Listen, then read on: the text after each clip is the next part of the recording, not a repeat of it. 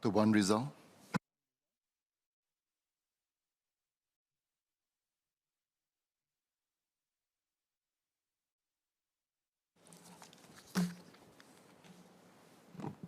Mr. Speaker, as an educator, I believe strongly in the value of lifelong learning.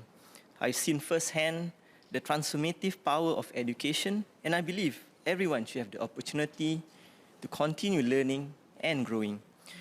This is why I rise in support of the two bills, which aim to strengthen the regulatory powers of SkillsFuture Singapore, or SSG, to prevent fraud and abuse of its incentives and funds, but above all, protect lifelong learners and their interests. One of the key amendments in these bills is the prescription of new offences related to abusive funding arrangements and the power for SSG to recover its funds or take action against false advertisements. This will help to deter training providers from trying to abuse SSG's incentives and funds and ensure that the money provided by SSG is being used in a way that supports lifelong learning and the growth of individuals. In addition, the amendment will allow SSG to appoint authorized persons and inspectors who will have greater investigative powers and conduct enforcement actions. This will help ensure adequate oversight and accountability, but importantly, put errant training providers to task. However, there are a couple of concerns about the amendments.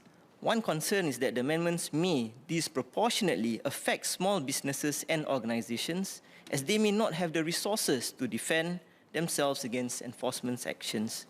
This could lead to an unfair distribution of the burden of compliance and discourage small businesses and organizations from participating in SSG's programs.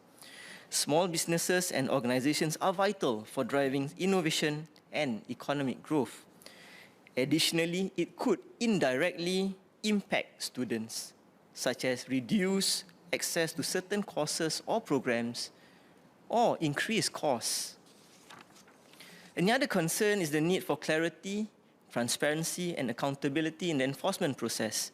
Without adequate oversight and clear guidelines on how enforcement actions will be carried out, there is a risk that SSG's powers may be perceived as misused or abused. This may lead to a lack of trust in the system and discourage people from participating in the SSG programs. Now, to address these concerns, there are a few suggestions for the Ministry to consider. The first would be to clarify the criteria and definition that SSG will use to determine whether a funding arrangement is abusive. This could help ensure that the powers given to SSG are being used fairly and consistently and reduce the risk of abuse by providing clear guidance on what constitutes an abusive funding arrangement. Another suggestion would be to provide more oversight and accountability in the enforcement process. This could be achieved through the establishment of an independent body that is responsible for reviewing and approving enforcement actions, as well as providing guidance as how they should be carried out. This would provide an independent and impartial source of oversight and help to build trust in the system. Finally, it would be helpful to provide more guidance and support for small businesses and organizations that may be affected by these amendments.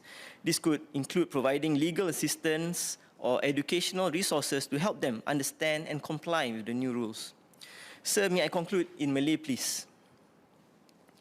Kesimpulannya, pindaan yang dicadangkan kepada Akta SSG dan Akta SDL adalah perlu untuk menangani penipuan dan penyalahgunaan skim pembiayaan SSG. Walau bagaimanapun, adalah penting bagi SSG untuk memastikan bahawa pindaan ini dilaksanakan dengan cara yang adil dan telus serta mengambil kira kebimbangan dan keperluan perniagaan kecil. Dengan menangani isu-isu, SSG boleh membantu memastikan skim pembiayaannya digunakan secara berkesan dan cekap untuk menyokong pembangunan kemahiran warga Singapura. Dengan itu, saya ingin mengambil kesempatan ini untuk menggalak semua orang yang belum menggunakan kredit SkillsFuture mereka untuk mula mempertimbangkan kursus-kursus yang mungkin mereka minati, baik untuk mempertingkatkan diri sendiri atau kemahiran mereka. Jika rang undang-undang ini diluluskan, saya harap ia akan memberikan keyakinan yang lebih besar di kalangan rakyat Singapura dan mengurangkan keraguan untuk mendaftar kursus untuk meningkatkan diri mereka. Terima kasih.